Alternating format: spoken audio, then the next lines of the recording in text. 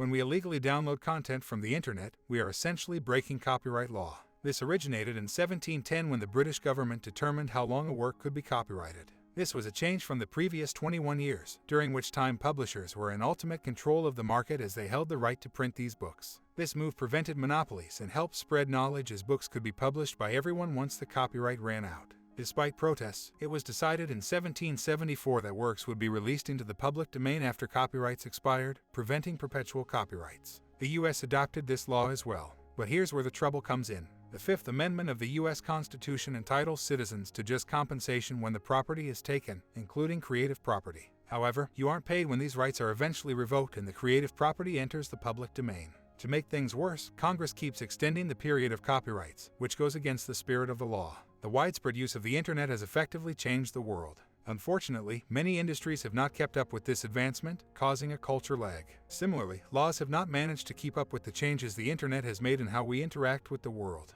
Downloading content should not be seen as a copyright infringement. Although a digital copy has been made, it is not equal to stealing a physical copy of the content, which results in a real loss of content. It is inherently different from lifting a book from a store. Despite this discrepancy, numerous individuals have been sued for alleged copyright violations. In 2003, student Jesse Jordan created an index of all files within his university's network. He did not download or share any of the content but was sued for it anyway. The technology for the media content we love and consume daily today was all copyrighted.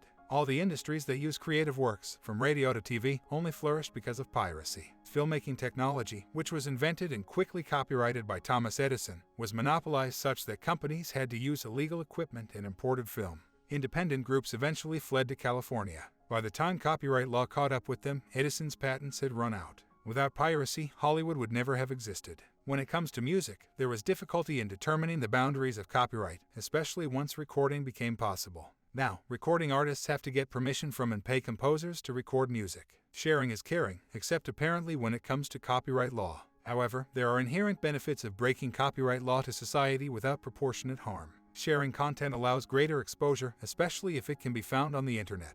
The owner of creative work may choose to share it legally for free to gain interest as an advertising move. After all, someone may yet buy the product. Alternatively, works that are hard to find can be accessed without causing the owner to lose out financially. There is no solid evidence that downloading content reduces sales and therefore profits. While it may still be a moral gray area, the law forms roadblocks that may cause more problems than it solves. Nowadays, only a small number of corporations own nearly all of the media sectors out there. This forms a concentration of power and influence that allows these companies to do whatever they want. By using copyright law, they can sue any competition that arises or buy them out. With the way the current law works, copies no longer have to be registered with the government. Without the easy ability to check and ask for permission to use certain content, it is very easy to end up accidentally breaking the law and landing yourself in financial and legal trouble. With these risks, only the rich can afford to use other people's creations. It is obvious that the copyright laws that we have today need to be analyzed and restructured.